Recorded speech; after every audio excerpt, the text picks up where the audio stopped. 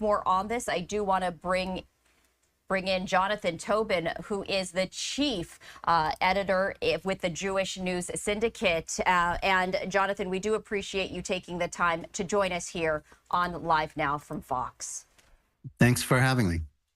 So what can you share with us about the latest developments, the fact that the UAE says its authorities have made 3 arrests involved in this rabbi's murder?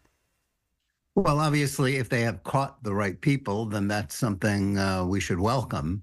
What we should be thinking about this, other than, what a terrible tragedy and what a, bestial murder it was, is that this is an attempt by Iran's proxies, whether it's Hezbollah or Hamas agents, to try and send a message to the one of the Arab countries in the Gulf area that is very close with Israel, has signed the Abraham Accords, and is very welcoming to the Jewish community there. And this is an effort to intimidate not just Jews and Israelis, and Rabbi Kogan was an Israeli citizen, as well as having come originally from Moldova.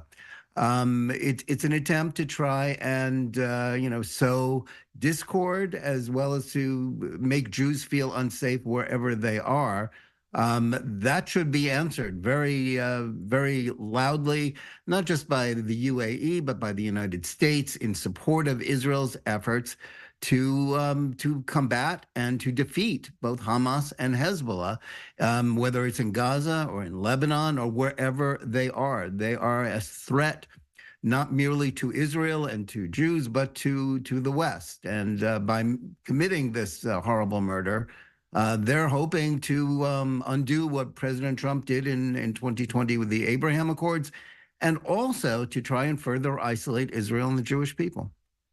And Jonathan, you were speaking of Hezbollah and the fact that these aren't isolated incidents. They are working in conjunction with Iran and perhaps other agencies, not just in the Middle East, but, really within a wider region. I did want to share this live look with our viewers right here.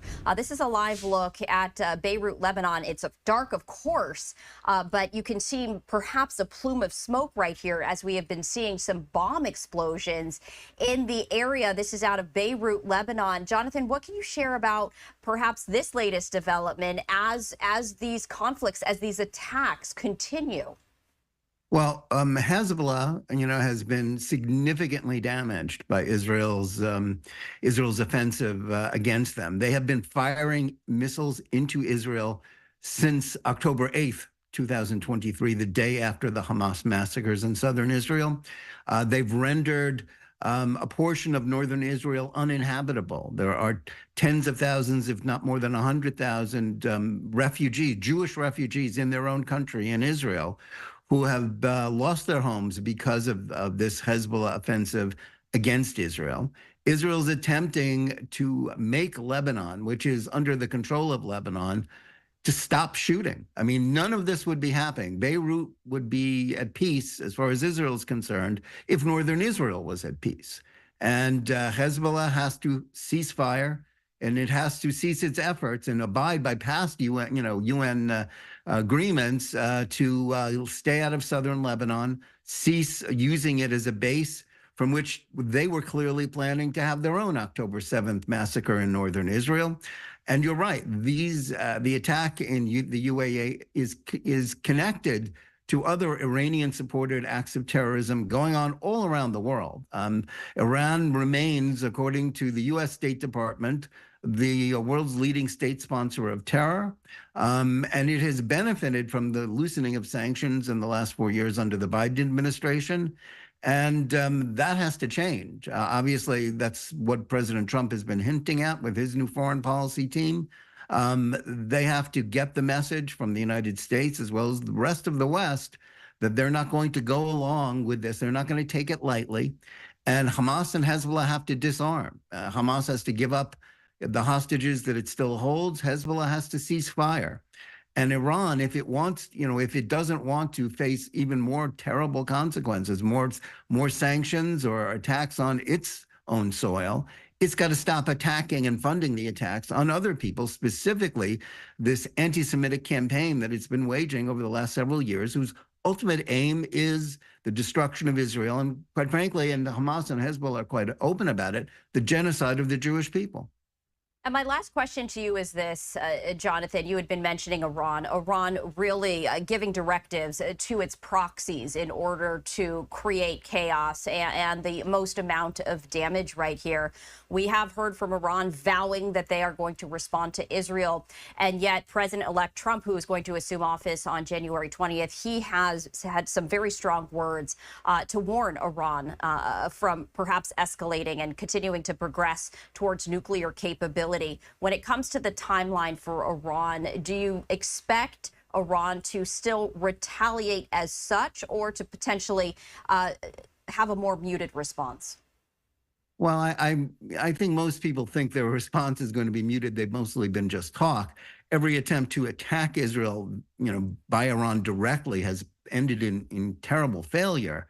The problem is that rather than merely helping to defend Israel, as the United States has done from these Iranian attacks, it has to send the message to Iran that it will pay a heavier price if it continues with this, and not just with its attacks on Israel and its nuclear program, its nuclear program. And they're really at the point where they, even a year and a half ago, it was clear that they were a threshold nuclear power. Their funding and support for terrorism has created chaos. It's an attack on American interests, not just on Israel. And the United States has been still, it hasn't really increased sanctions. The United States has to start taking Iran's threats, to the West and to Israel seriously.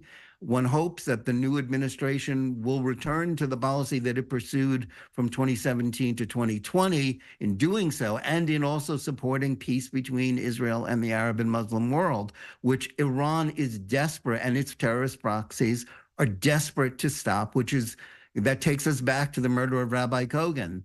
It all comes together. It's all of a piece. They're not just against peace. They're not just funding terrorism. They're doing it all.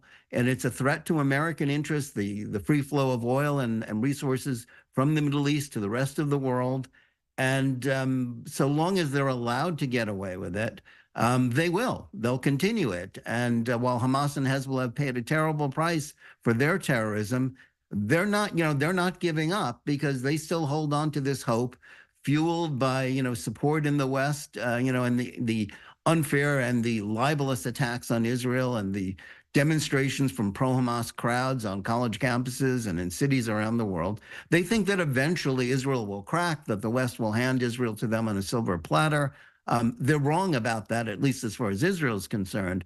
But the West has to respond adequately to this challenge, and merely issuing statements of condemnation isn't enough. It's going to take much stronger sanctions, and it's going to take full-throated support for Israel's efforts to wipe out their terrorist proxies. Jonathan, we appreciate you joining us here on Live Now from Fox. We're going to step away for a 2-minute break, but we'll be right back. What if we never